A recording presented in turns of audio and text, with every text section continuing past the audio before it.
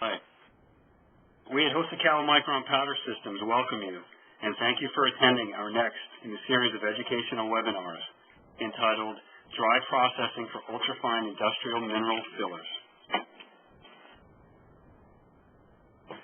Let me point out, if you have a question during this presentation, you may submit your question online. Please refer to the question and answer pane on your screen. At the conclusion of the webinar, we will try to accommodate all of the questions during the question and answer forum. My name is Bill Brown. I am the Division Manager of the Chemicals and Minerals Group at Hosokawa Micron Powder Systems. Hosokawa Micron Powder Systems is a division of Hosokawa Micron Group with headquarters in Osaka, Japan. We are the global leader in powder processing equipment, manufacturing over 1,500 employees worldwide, with production facilities in 5 countries and 12 research facilities and state-of-the-art test centers. Hosokawa Micron Powder Systems is a division of Hosokawa Micron Group. We are the North American division of the Hosokawa Micron Group, supplying products and services in the chemicals, minerals, food, and pharmaceutical markets.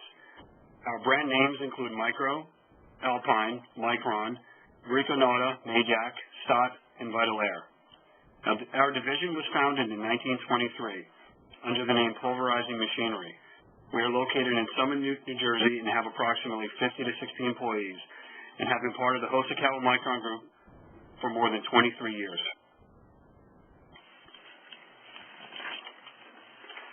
Hosokawa Alpine AG is our largest European division, with offerings in powder and particle processing, as well as blown film processing. Hosokawa Alpine is located in Augsburg, Germany, and was founded in 1898. Alpine is the flagship of powder processing technologies for Hosokawa Worldwide, providing a diverse range of size reduction and classification technologies unparalleled in the industry. At this point, I would like to turn the presentation over to Mr. Dietmar Alber. Mr. Alber has been employed at Hosokawa Alpine since 1986 upon graduation from Ludwig Maximilian University in Munich. From 1992 to 1996, he was responsible for the sales of all micronization and air classification machines and systems in Asia and the Middle East. From 1997 to 2006, he held the position of Area Manager for Asian and South American markets for the Minerals and Metals Division. Mr. Alber has served as Divisional Manager of the Mineral and Metals Division of Hosokawa Alpine since 2006. During his 25 years of experience, he has been involved in the implementation of more than 300 of the processing plants for minerals application. At this point, I would like to hand the presentation over to Mr. Alber. Thanks, Bill, and good afternoon to all our audience in America and some more around the globe who are joining our webinar about up-to-date dry processing of ultrafine industrial mineral fillers down to the 50 of 0.9 microns. Next.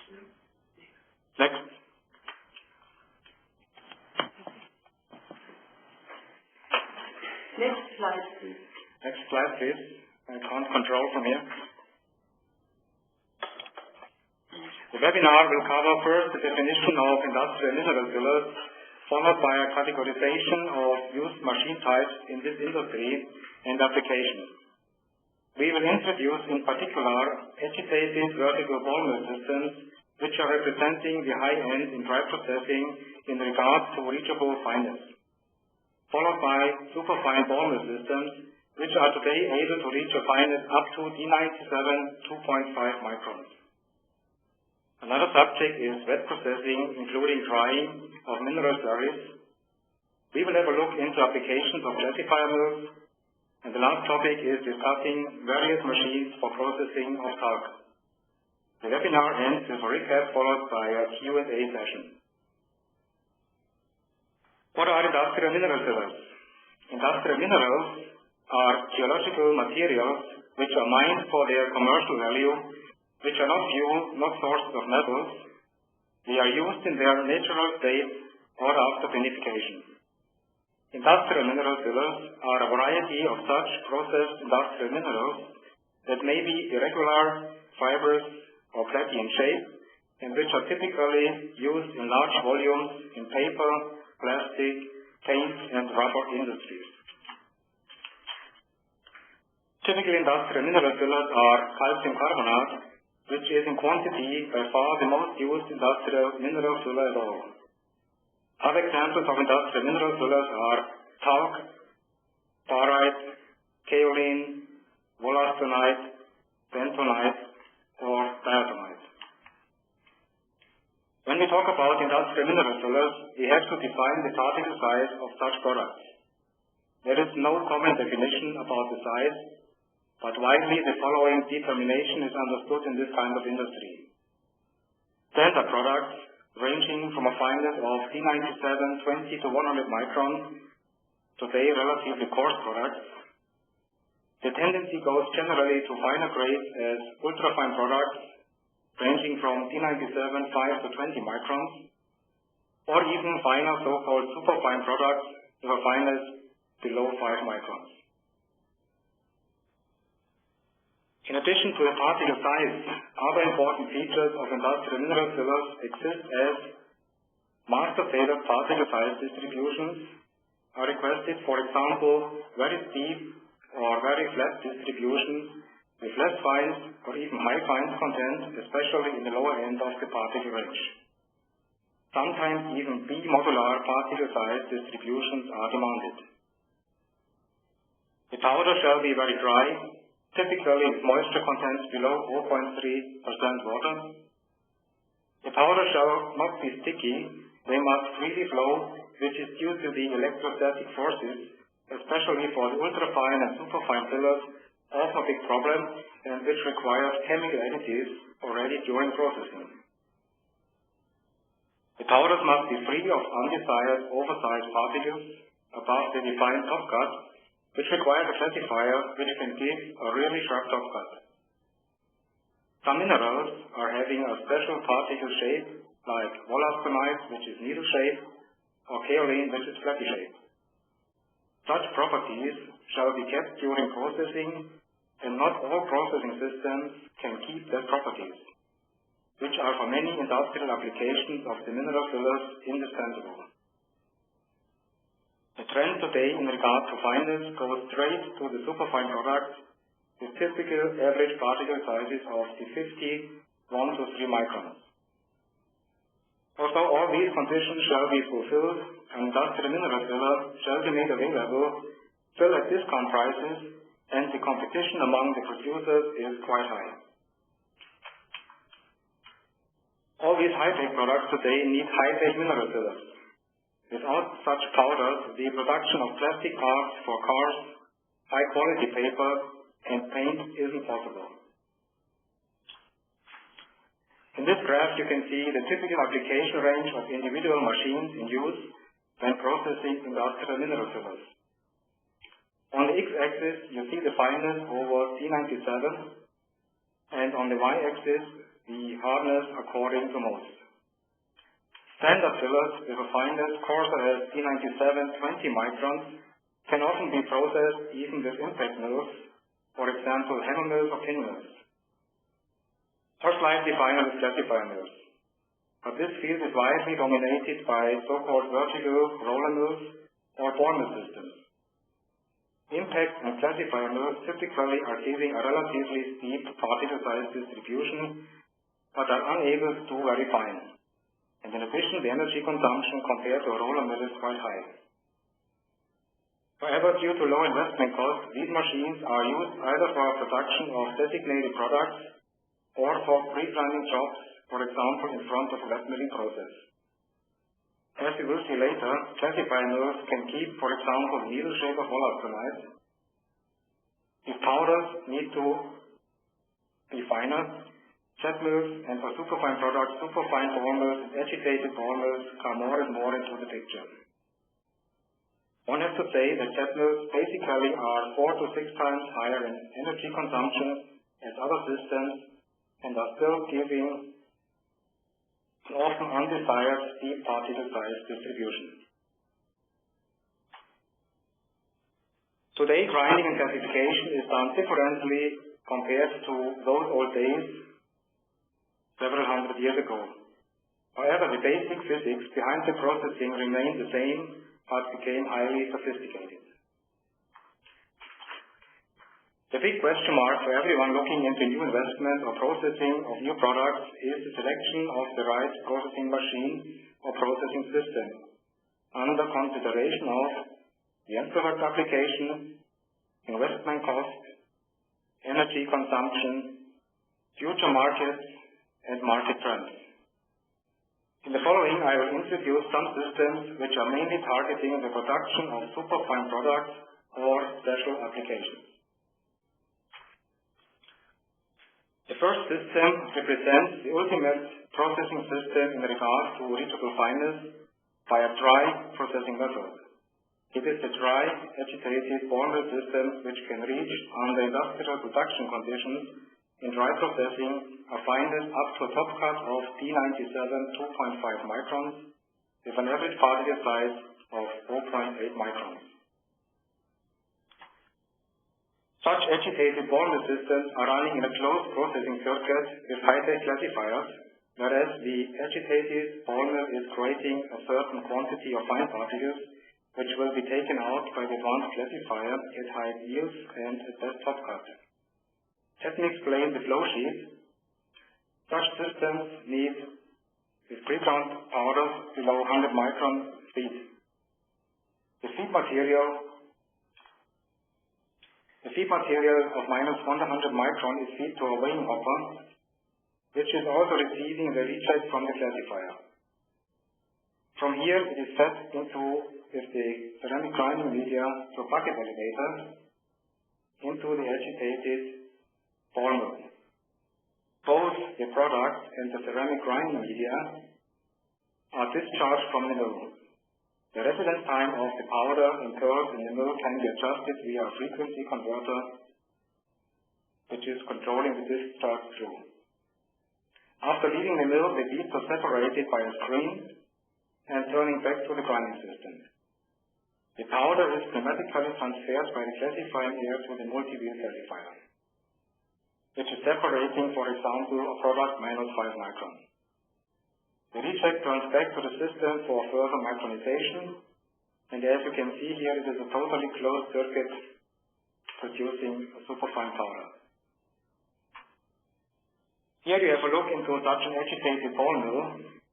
You can see the ceramic lining and ceramic protection of the agitating arms. On the left, the ceramic grinding media which is used here.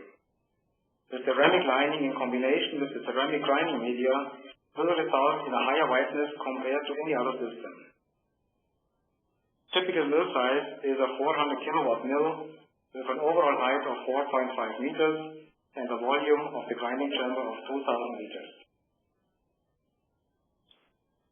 The advantages of agitated ball mill systems are the achievement of high fineness up to D97 2.5 micron at high capacity, a compact design, behavior iron-free grinding which keeps the color as high as possible, a low peripheral speed of the agitator assures a low grinding media consumption as well. Such systems have comparatively low operating costs as we are utilizing an optimum of grinding energy. Typical capacities for a 400 kilowatt agitated ball mill installations are 600 to 800 kilograms per hour for the high-end fineness of D97 2.5 microns, and the capacity goes over proportional up to 3.5 tons per hour when reaching a top cut of D97 10 microns. A high-tech classifier in the system circuit is the Sine Qua Non Condition, and finally the key of success of such systems. Such classifier must fulfill following conditions: reaching very high fineness, highest possible output, that means a reasonable high fineness capacity, a sharp top cut must be gained at an excellent fineness yield, which needs the efficient employment of air dispersing, which we call secondary air. As energy becomes more and more costly, lowest energy consumption must be achieved as well, and of course the classifier must be very reliable in the daily rough operation of the industrial mineral industry. Here are some basics of air classification by the use of a centrifugal turbine classifier wheel. Particles at different sizes and therefore different weight are offered to a fast-turning turbine wheel. These particles are carried by the classifying air and are having a certain velocity, the so-called radial velocity. When the particles are entering the turbine wheel, the centrifugal force of the classifier wheel works against the drag force created by the wheel. Heavy and therefore coarse particles are ejected by the wheel, and only lighter and fine particles may enter into the wheel and can be collected in an automatic jet filter after the classifier. The coarse rejected particles are leading the classifier through a rotary valve to the bottom of the classifier. The fineness and cut point of turbine wheel classifiers are following a certain physics which is determined by the so-called classification parameters. As you see, the radius of the rotor and therefore the diameter of the rotor is directly related to the achievable cut point xt and therefore the fineness. As the maximum speed of a classifier is limited due to a maximum allowable mechanical stress on the turbine wheel, one needs to go smaller diameters of turbine wheels in order to achieve a higher fineness, with the disadvantage of getting less capacity. As we just learned that higher fineness can be reached only with classifier wheels having a smaller diameter, classifier with multi-wheel arrangements were developed in order to achieve a high fineness at reasonable high capacities. Here you can see a 6-wheel classifier with centrifugal turbine wheels. Each drive is equipped with 18.5 kilowatt motors, and the classifier runs up to an airflow of 20,000 cubic meters air volume at a maximum speed of 5,200 RPM. The same machine can be equipped today with new developed classifier wheels working on the solid body rotation principle, which will be explained on the next slide. Differently to the centrifugal turbine classifier wheels based on forced vortex, where the separation of particles actually happens inside the wheel, the patented solid body rotation wheels are achieving the separation at the outline of the special designed wheels by creating a defined turbulence. Such wheels can reach higher fineness compared to a centrifugal turbine wheel, assuming the same wheel speed and the same wheel diameter. This means at the maximum speed of a classifier, the new wheel, based on the solid body rotation principle, will reach a higher fineness. In addition, the overall differential pressure is less, which results in less power consumption of the blower, which is creating actually the classifying air. Here you can see a typical particle size distribution of a GCC process on an agitated ball mill system with a top cut of D97 2.5 microns and an average particle size of 0.9 microns.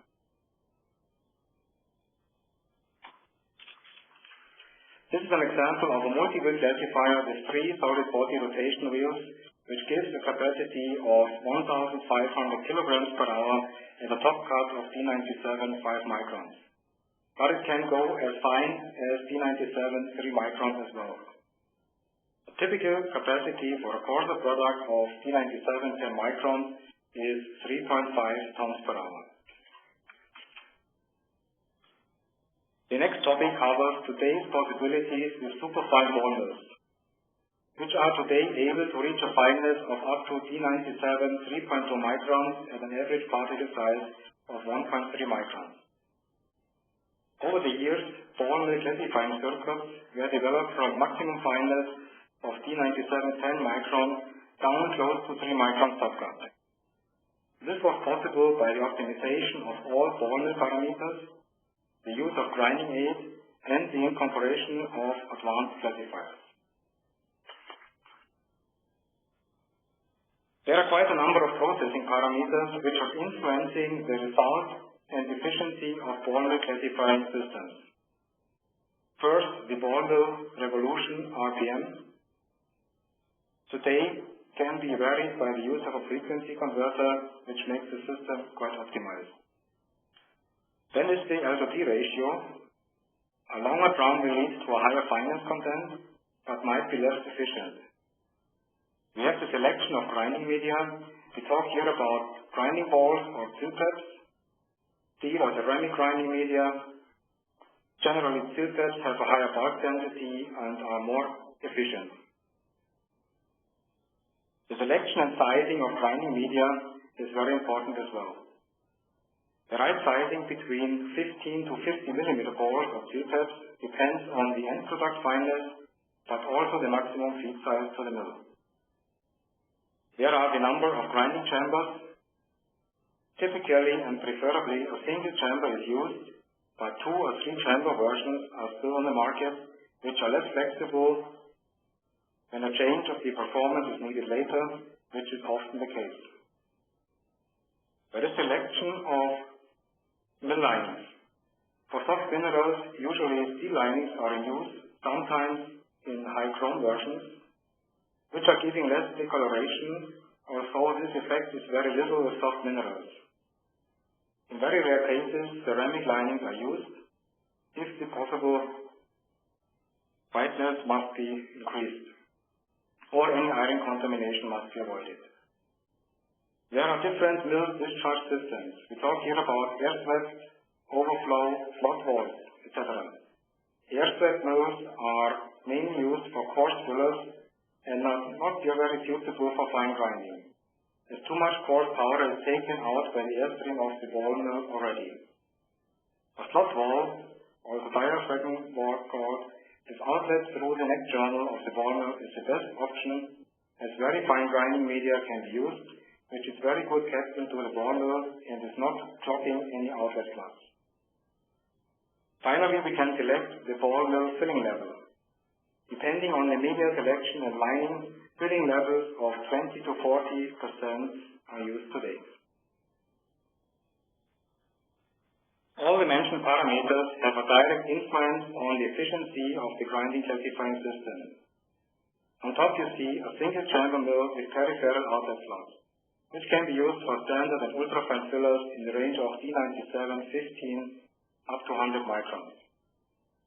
On the right hand side there are shown some examples of grinding media, steel taps, balls made from steel or aluminium oxide ceramics.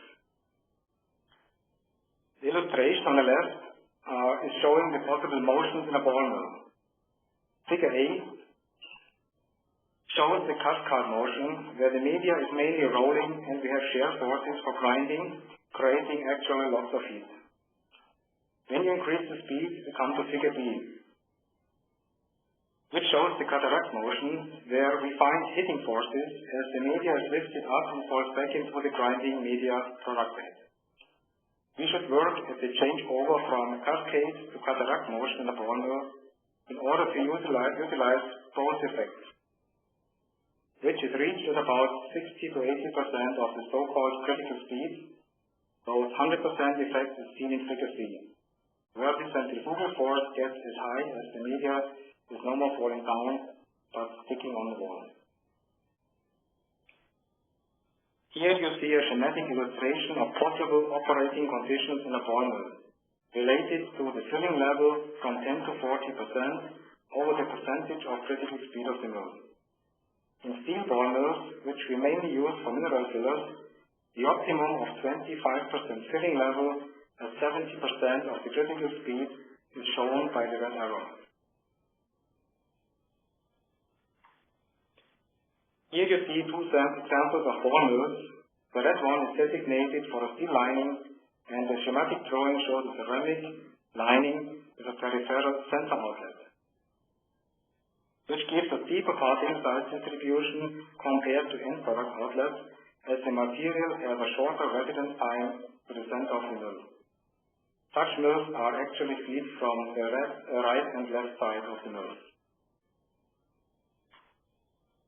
This shows a screenshot, actually a flow sheet, of a closed ball mill classifier loop, with a ball mill positioned on load cells for weighing the total mill content of media and material. Here you can see the load cells. The load cell technology represents the latest technology of controlling the feeding of a ball mill classifying circuit. The classifying air volume is measured also and kept very stable by an airflow measurement and control device in order to assure a very constant product quality.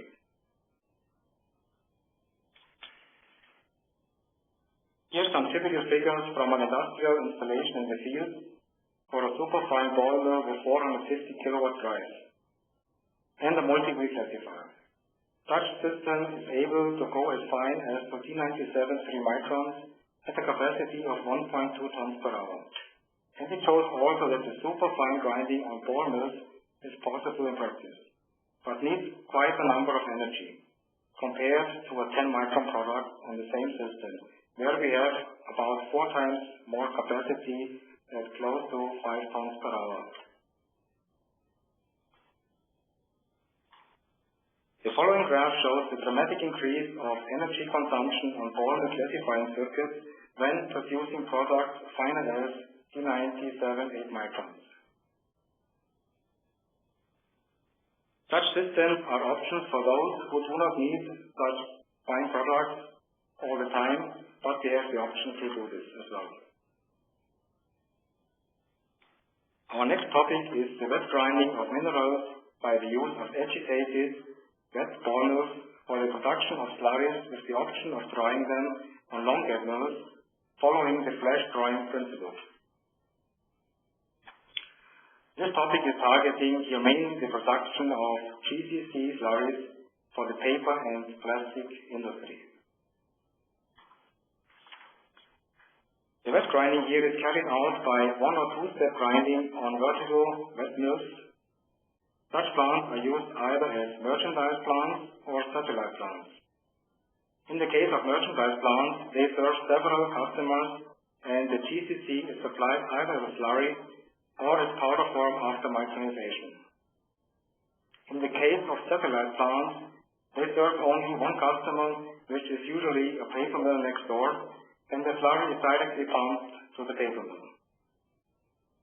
Typical findings here are products ranging from 60 to 98% passing 2 microns. Up to a fineness of 90% below 2 micron, the grinding can be done in 1 step on 1 machine only. For finer grades, up to 2 steps are necessary for grinding. Qualities from 60 to 75% below 2 microns are used as paper filling grades. Finer ones have their application in the paper top coating. The solid content of slurry ranges from 60 to 75% dry base, which is achieved by adding a dispersing agent in order to reduce the viscosity.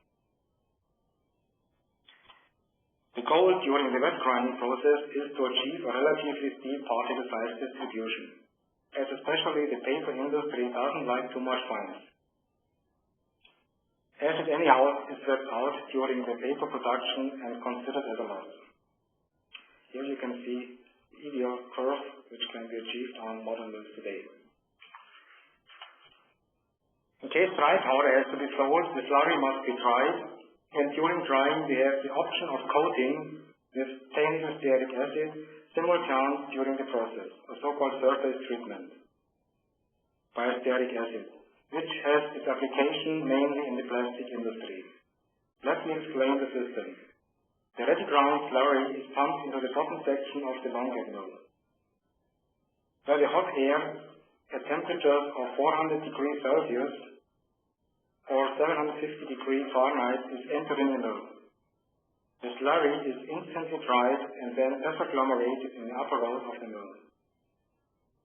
The dried powder is collected in an automatic jet filter. In case coated GCC is needed, molten stearic acid is sprayed into the long gap mill, and the perfect surface treated product is achieved during the process.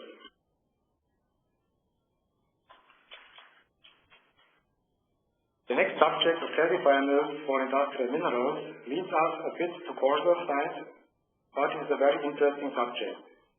On the right side you see a typical flowsheet of a mineral processing system with a classifier mill. Besides the special character to to the achievable powder performance of minerals, the very compact and easy design of such systems has their charm. As they are very compact, need little installation space, and are in investment quite moderate. Here you can see that not only the system is compact, but the classifier mill itself. Such mills can achieve high tip speeds up to 150 meters per second, which are serving for a fairly good comminution effect. The classifier mills have no screen for particle size distribution control, but a dynamic classifier based on the forced vortex principle. The speed of the impact mechanism can be independently controlled from the classifier speed, which gives quite a flexibility and leads to narrow or so-called steep particle size distributions. Some words to the process with classifier mills. The material is metered by a feed screw out of a feed hopper and enters into the classifier mill by the assistance of suction air. The main processing air is entering the mill underneath the grinding section. The ground powder is offered instantly to the integrated classifier, which is separating the fines according to the set target fineness. The fine material is taken by the processing air into an automatic jet filter, where it is once again separated from the processing air. The coarse particles which are rejected by the classifier are taken back to the grinding zone of the classifier mill and are further micronized. Classifier mills are generally suitable for heat-sensitive materials, as we have a higher airflow through the classifier mill compared to ordinary impact mills. Such mills are not suitable for abrasive materials, as the abrasive substances would accumulate in the mill and wear out the mill internals quickly. The classifier mill can be operated with conditioned air or even under an gas. Typical applications of classifier mills for industrial mineral fillers are calcium carbonate, especially products with deep particle size distribution ranging from 45 to 120 microns. Such classifier mills are also ideal for pre-grinding of GCC in front of wet processing system. In that case, we grind as fine as D97 32 microns, which is the ideal feed for the wet system. For wall austenites, it turns out that this classifier mill can grant a very high L to D ratio, and for talc, we also see a very high delamination effect. Other applications here are lime, hydrated lime, or perlite. Another very interesting mineral is talc, as it is on one side usually very laminar shaped, and on the other side quite soft, which gives interesting features for the applications in the plastic industry. For example, car parts, as bumpers, can be made relatively thin, can keep flexibility, and still have a high strength. The processing of talc has to consider keeping the laminar structure as far as possible, which makes the selection of processing machines very interesting.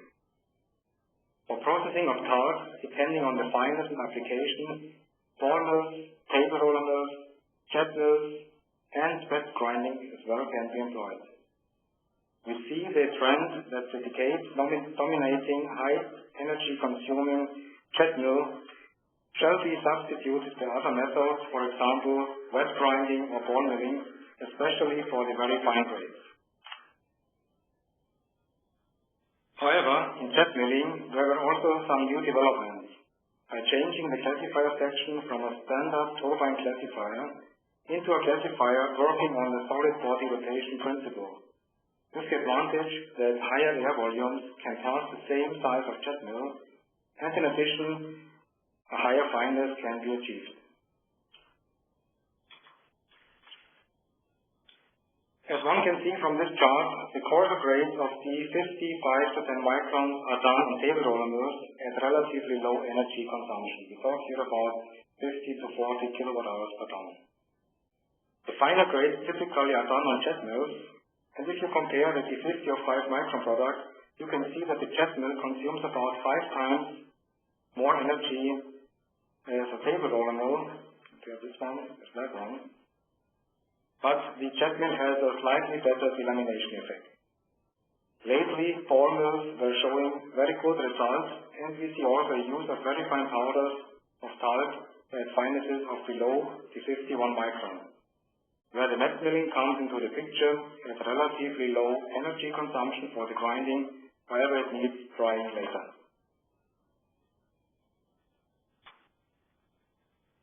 I think so you can go. Now we begin our question and answer forum. As we are limited on time, we will try to accommodate all the questions, but apologize in advance if we are not able to answer all of them. If we're not able to address your question at this time, someone from Hosokawa will respond to you offline at a later date. Dietmar, first question. L divided by D or L over D, is that length by diameter, or length over diameter? Yes, it's length over diameter, correct. Next question. In case I want to grind dolomite to a fineness of D97, 10 to 25 microns, starting from a 3 to a 5 millimeter feed size, can I use the vertical agitated ball mill? Or if so, what is the best solution?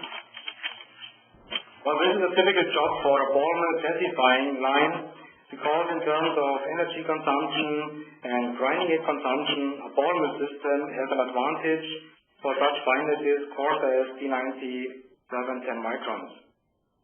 And you can also feed directly the 3 to 5 millimeter grains to the ball mill system, whereas the agitated ball mill system would need an additional pre-grinding, as it is feed usually at a fineness of minus 100 microns.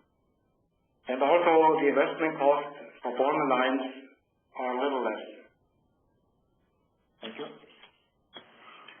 Next question. Some people are recommending a post-classification when I want to get a fine GCC as to a D97 of 5 microns. What is your opinion about post-classification? Well, for checking the market first, the small quantities, it might be okay to employ a post-classification, but you will have a disadvantage of having a coarse product, the so-called reject of the classifier, and this coarse reject is missing the fines content. I mean, you are receiving on the coarse side a very steep particle size distribution, which is quite difficult to sell, or sometimes even impossible to sell. There is an option, small quantities of such products, they can be put back to the feed material, to the post classifier, and remixed to that product so they are not lost. Okay. Next question. What is the maximum size for feeding the vertical dry ball mill, and what equipment could be used for making the feed, making or processing calcium carbonate? The question is targeting the maximum feed size to the agitated ball mill? Yes. Well, it is, the finer the better, but usually, typically, we are using a product of minus 100 microns. Some people go up to 200 microns, but definitely below 100 microns is the best solution. And what was the second section of your question? Second part of the question. What equipment could be used for making calcium carbonate? You mean for pre-grinding? For feeding of the calcium carbonate. Okay, usually minus 100 micron can be done by so-called impact mills.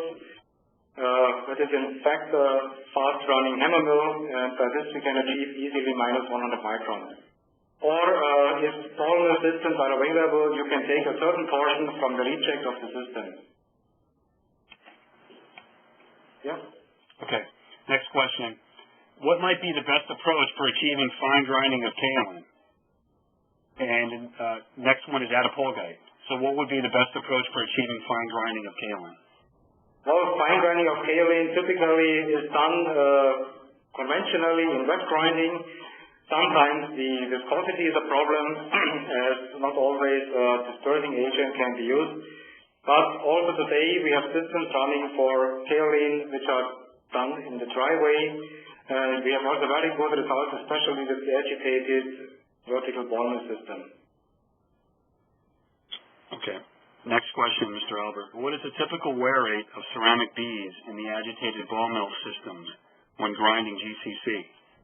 Well, when grinding GCC, it's not that much, depending on the raw material and actually its content of wearing substances like silica. We have a typical media consumption around 50 grams per ton of aluminum oxide beads.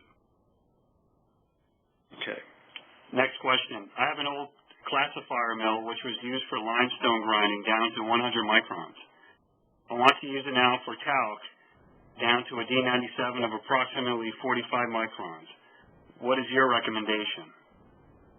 Well, I think basically it's possible, depending on the mill classifier size. I think a medium-sized classifier mill can still do that job. The big question, however, is the amount of wearing substances in the talc, and another thing is some talc itself can be quite abrasive, depending on the source. So you have to consider, in any case, a relatively high consumption of wearing parts in the mill compared to limestone. But it's basically possible. Okay, we have time for one more question. Comparing a ball mill system with an agitated ball mill system and considering the same top size of 7 microns on both systems, how much wider would the GCC be obtained? That's an interesting question. In points of whiteness, it sounds not much, but on such a agitated ball mill system with ceramic lining and beads, we can increase the whiteness in percent points about by 1 to 2% only. But in fact, it leads to a whiteness degree, let's say, coming from 92% up to 94%, which is in fact considerably higher.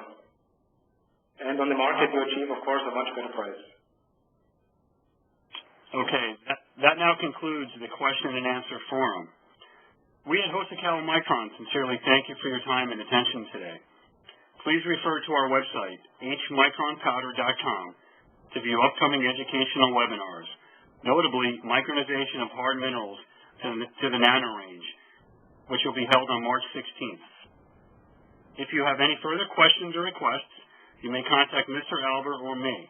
Our contact information is displayed here. One other note, this presentation will be posted on our website. So if you know of any colleagues who may be interested in viewing this particular webinar or prior webinars, they may do so by accessing our website. Again, we thank you and good day. Bye-bye.